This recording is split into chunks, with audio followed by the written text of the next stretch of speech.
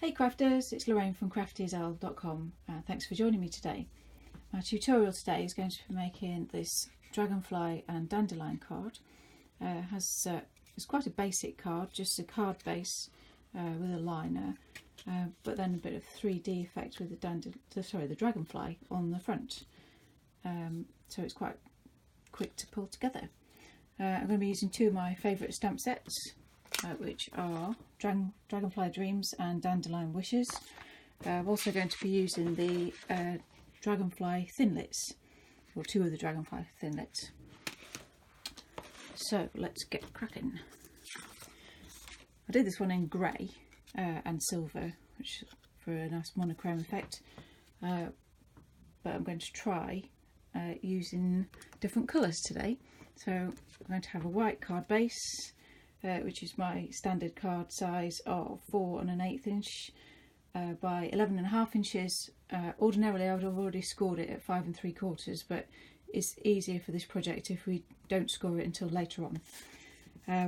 The inner layer, which is 3 7/8 of an inch by 5.5 inches, and then a little scrap of gold glimmer paper for the Dragonfly, a scrap of the these are crushed curry for the bottom layer of the Dragonfly, and then a couple of little scraps for the sentiment to go on the outside.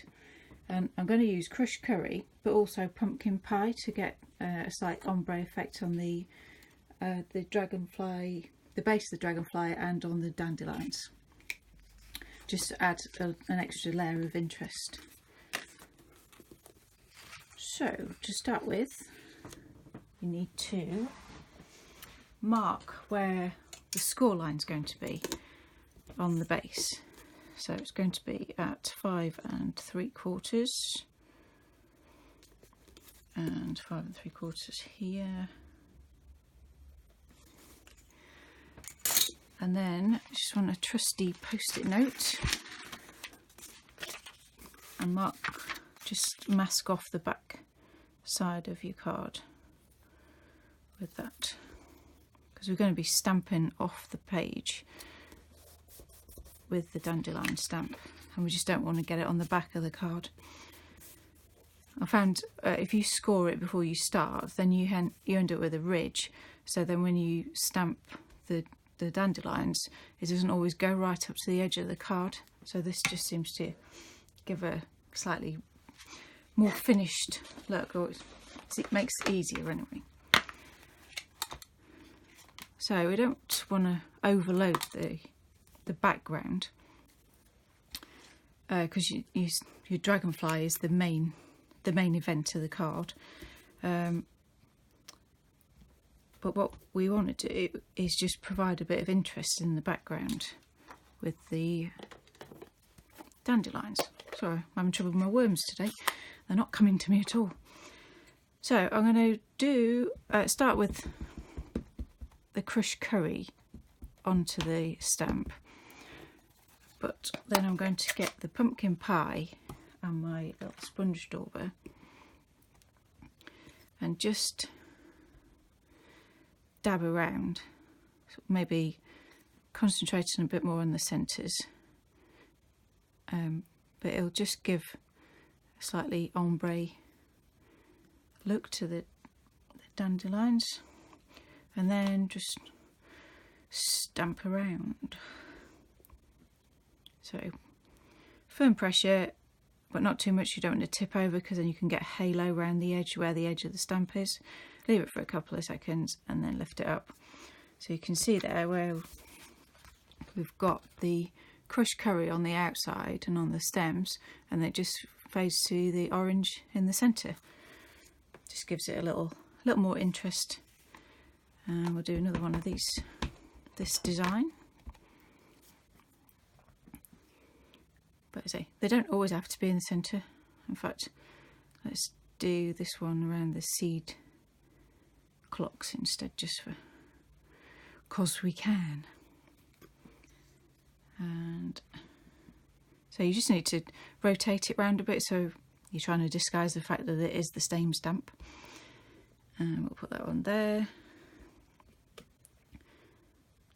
So you can see now where this would have gone onto the back of the card, which doesn't look very good. And so you can see the orange there is more around the edges of the dandelions, when they were more in the centre. Neither one's right or wrong, it's just a different look. And then we'll just do one more of these at the top. And then maybe get the other design out. So if I'm doing it from the top, I try not to put the stems in too much because they're not going to be growing from the top, are they? I think sometimes I think about these things way too much. I should just get on with it. Right, so I'm going to get the other design out now, which is the one with the seed clocks disappearing off. And just have a couple of these. Might just do these in the yellow so that it gives a bit more interest. So I'm going to have my dragonfly about there. So I think I might have one of these just on this edge.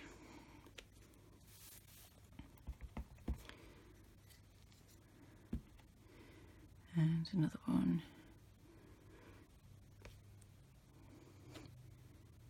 You've got to be careful you don't just try and fill every single gap in, because you naturally, I think, want to like make everything symmetrical and fill in the gaps.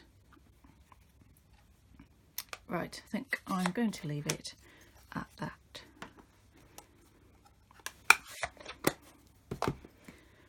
So we'll put that aside to dry whilst we do our dragonfly. I've already pre-mounted my dragonfly stamp on my Stamparatus. A little tip that I saw online, actually, was quite a good one for this. Since the tail moves around like that, if you're going to be cutting it out, you can end up with no tail on the bit that you need to cut out. So if you put your die over the top and then get the tail centralised to the die, support that,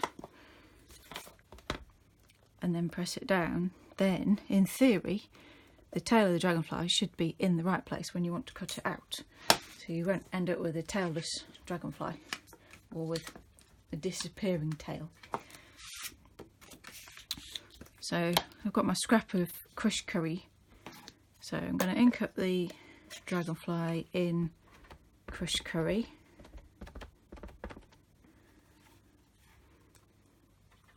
These new ink pads are so stiff. It's like a gym workout. And then I'm just going to do a bit of pumpkin pie again, and just dab a little bit on the wings.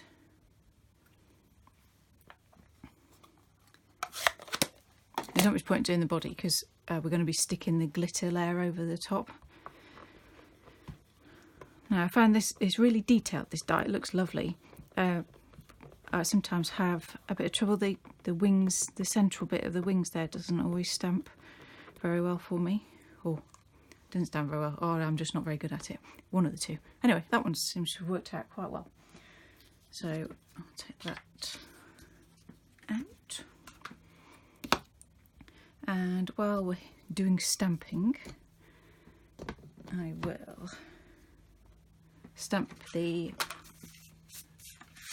sentiment that's going to go on the inside layer. I told you I was having trouble with my worms this morning. So I think I'll just do that in fact, it doesn't really matter what colour I do. I'm going to do it in pumpkin pie.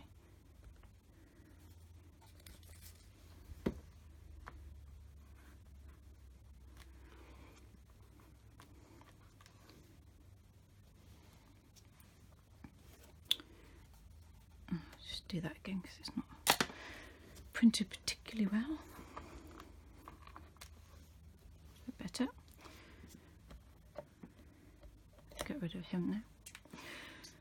And what I also want to do for here is just put the dragonfly that we just stamped to cut out I can't faff about with them too much because I didn't clean the ink off, but I just want to position it just so we've got a nice bit of interest in the bottom corner of the liner. So I'm going to put him there, pick him up. You can just see the faint outline there. So I'm going to just put a bit of crushed curry on that again. Just stamp that. There. Just gives a bit of extra interest on the inside of your card. I like having a coordinating liner, and I also like to do that on the envelope. I've probably got him too far in, so we'll do the same thing again.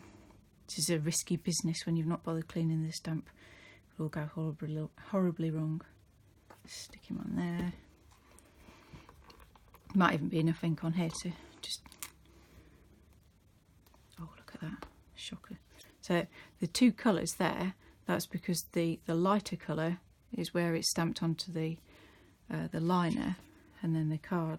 So that's still got the full strength of ink on, whereas that's the second generation.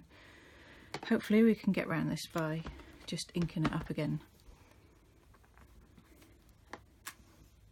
There we go.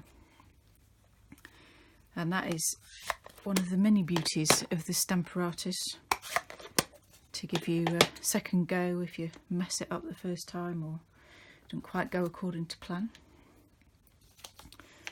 So there's our envelope. We'll set that aside to dry as well. And the only other thing that needs stamping is the sentiment that's going to go on the outside, which I'm using the one out of the kit here that says to a wonderful friend. And a bit of card has fallen on the floor. So I've just got this little scrap of card. It's what is it? 3 3/8 of an inch long by about 7/8 of an inch wide. It's just big enough to fit the sentiment on with a bit of leeway in case I want to flag the end, or I'll just print it and then see where we go from there.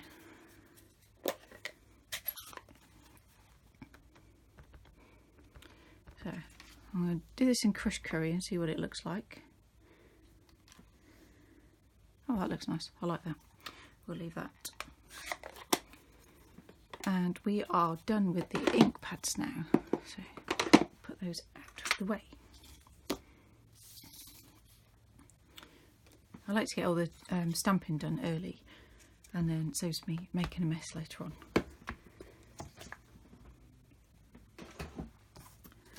Right then, so next we will cut out the Dragonfly using the solid die, and then we will cut out the detailed Dragonfly with the gold glimmer paper using the detailed Dragonfly die. Ooh, that's a bit tricky to say. So I've just got to get my big shot in.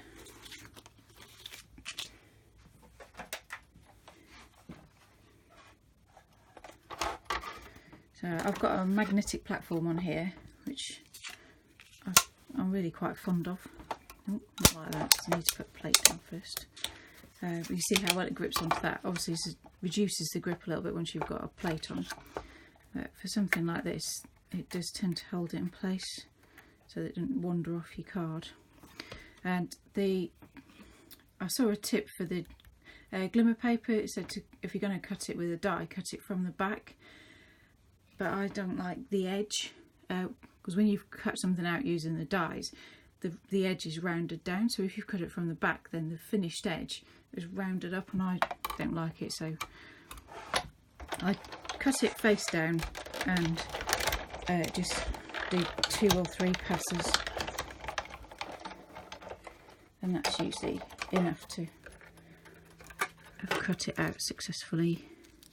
Yeah, they're all 3 there. And I'm going to do cut out the solid one. So again, the magnetic platform will hold this in place. You can see the tail's perfectly in line because we matched it up on the Stamparatus before we printed it. Even though it's a magnetic platform, if you're cutting something out that's quite as particular as this, when you put the second sheet on, it sometimes moves it a little bit, so just put a bit of washi tape on just to hold that in place, so I don't have to go through the whole rigmarole of stamping again because I've not cut it out properly.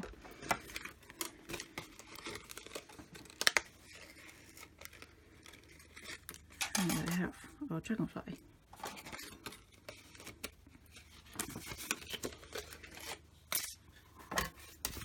Right, let's get this out of the way.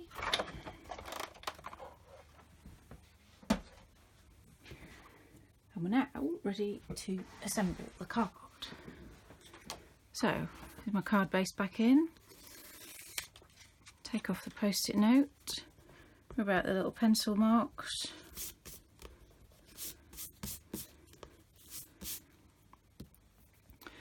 And then score the card at 5 3/4 inches.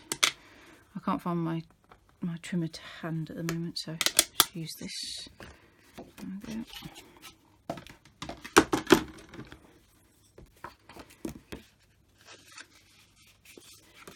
And just make sure the card's lined up, and just reinforce that fold. I know it's all neat on the back now though, so we've got no stamping on the back, and you can see the ridge there, that had we had that, these wouldn't have stamped right up to the edge.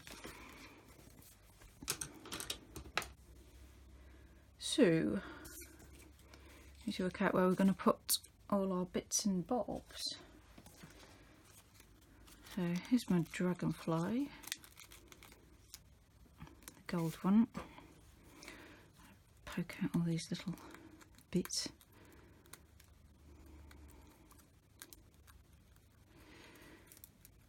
So you can get a die brush to do this, but it's not that arduous, although not exactly riveting viewing, is it? But I'll be there in a second. You can see just that extra few passes through the big shot. Just make sure that all the edges are cut really well. You're not having to try and get your snips in just to cut a little bit off that's not cut properly. You can also use the precision plate. I do use that occasionally for something that I don't have a lot of success with on a normal plate, but I do worry about whether it wears the dies out a bit more. So don't throw these bits away, you can use these for infills of various bits and bobs. So we're going to stick that on top of there, and then we've just got to work out where to put the sentiment. So I'm going to attach the dragonflies together just by using a bit of Tombow, with just a line down the tail and the body and the head.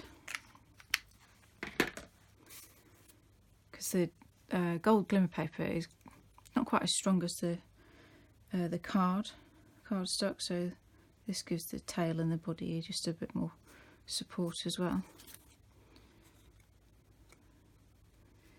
Make sure they're lined up.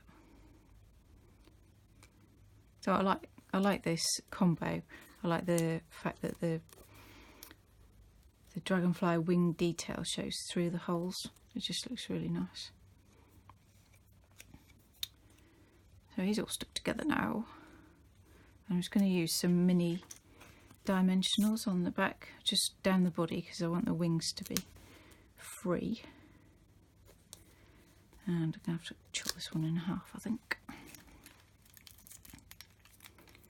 Oh Lord.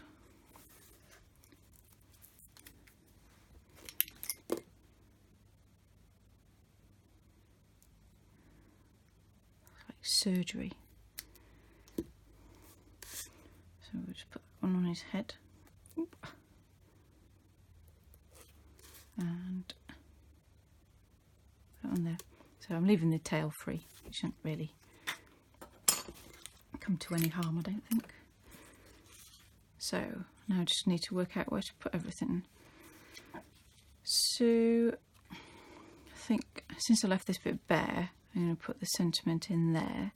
And so now I just have to decide, do I want to put it on a, back it on a gold? Or is that going to take too much of the effect away from that? Oh, decisions, eh? So you can see that doesn't really go now. So I think what I might do is put that on there, but not have it going all the way around. Maybe just have it off-centered.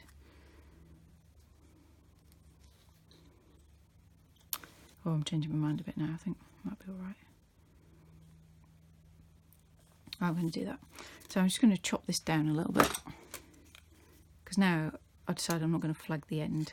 I just want there to be a similar gap at each end. Do that, and stick that on with a bit of Tombow. This glitter paper is not the friendliest thing to be gluing things onto.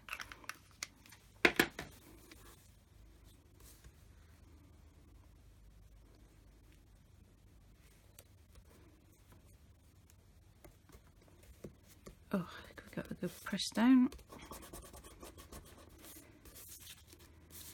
And we'll just trim that off.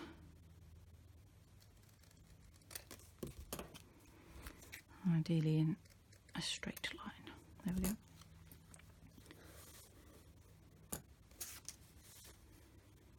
I'm just going to stick that onto the card because the dragonfly is the bit that I want to like stand proud and look, be the focus. So put a bit of glue on there again.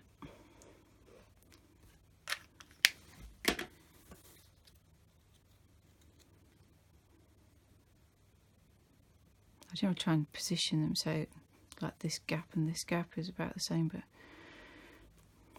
there's no right, no wrong. It's all artistic interpretation. And then I'll take the backing off these little fiddly things. Okay. And then decide where we want him to be. So I might just have the wing peeking over the edge of the sentiment box there. And then you just need to gently lever your dragonfly wings up a little bit. I know it gets squished in the letter, in the envelope, but it looks nice for now. And there you have your 3D card. I think that colourway works quite well actually. And then we just have the liner to put in there, which I'll do with a bit of Tombow again.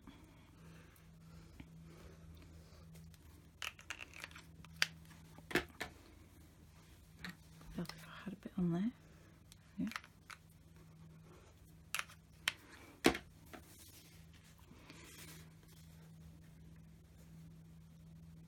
I've left quite a big gap around the edge of this so it's easier to line up. Press that in place.